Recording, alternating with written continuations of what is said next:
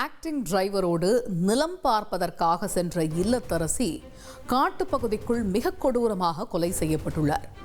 அந்த பெண் அணிந்திருந்த 20 சவரன் நகைதான் நடந்த கொலைக்கான காரணமா? சிவகங்கை மாவட்டம் காரைக்குடி அருகே உள்ள ஆவிடப்பொய்கை கோட்டையூர் சாலை அன்று போலீசாரின் முழு கட்டுப்பாட்டிற்குள் இருந்தது. ஆள் அரவமற்ற காட்டுப்பகுதியில் நின்றிருந்த சொகுசு காருக்குள் பெண் ஒருவர் கொடூரமான முறையில் கொலை செய்யப்பட்டு கிடந்துள்ளார். உயிரிழந்தவரின் சடலத்தை பிரேத பரிசோதனைக்காக அனுப்பி வைத்த காவல்துறையினர் தடயவியல் நிபுணர்களை வரவழைத்து சம்பவ இடத்தை சல்லடை போட்டு சலித்தெடுத்துள்ளனர். கொல்லப்பட்டவர் 35 வயதான மகேஸ்வரி. இவருக்கு பாண்டிக்குமார் என்கிற கணவரும் 2 குழந்தைகளும் உள்ளனர். மகேஸ்வரியின் கணவர் சிங்கப்பூரிலேயே நிரந்தர குடியுரிமை பெற்றவர் என்பதால் ஊருக்குள் செல்வாக்கான குடும்பமாக வாழ்ந்துள்ளனர். இந்த சூழலில் வெளிநாட்டில் சம்பாதிக்கும் பணத்தை பாண்டிக்குமார் அவருடைய மனைவி மூலமாக சொந்த ஊரில் முதலீடு செய்து வந்ததாக சொல்லப்படுகிறது.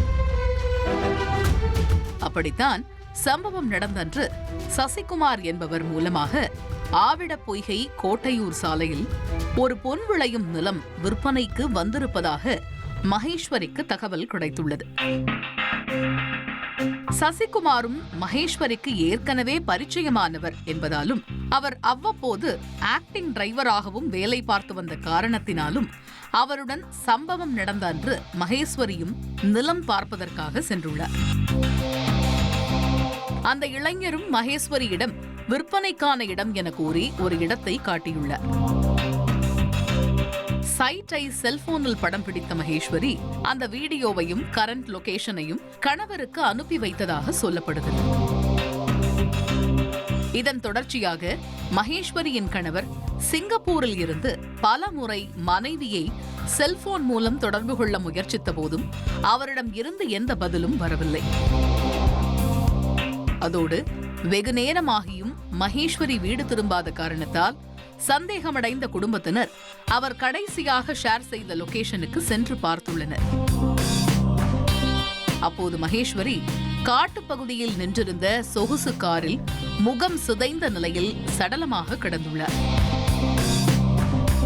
சம்பவ இடத்திற்கு மோப்ப நாய் அழைத்து வந்த போலீசார் அது ஓடிய திசையில் பொருத்தப்பட்டிருந்த சிசிடிவி கேமரா பதிவுகளை ஆராய்ந்துள்ளனர்.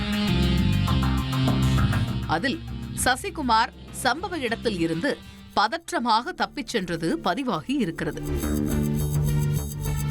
உடனடியாக சசிகுமாரை தட்டி தூக்கிய போலீசார் அவரிடம் கிடுக்கிப்பிடி விசாரணை மேற்கொண்டுள்ளனர். அதில் பல திடுக்கிடும் உண்மைகள் வெளிச்சத்திற்கு வந்துள்ளது. கடந்த சில மாதங்களாகவே கடன் சுமை காரணமாக சசிகுமார் நெருக்கடிக்கு உள்ளாகியிருக்கிறார்.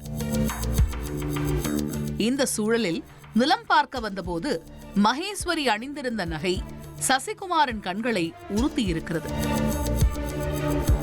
அதன் காரணமாக எஜமானியை கல்லால் அடித்து கொலை செய்துவிட்டு அவர் அணிந்திருந்த நகையை திருடிச் சென்றதாக வாக்குமூலம் கொடுத்துள்ளார்.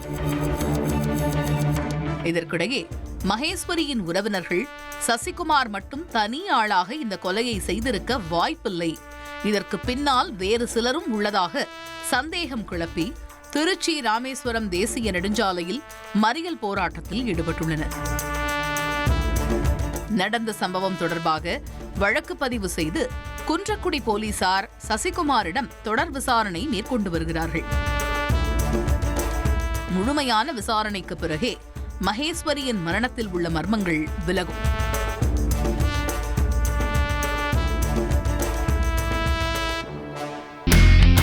இனி செல்லும் இடமெல்லாம் செய்தி.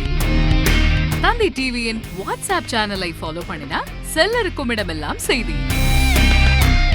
இதோ QR கோட் இப்பவே ஸ்கேன் பண்ணுங்க, ஃபாலோ பண்ணுங்க.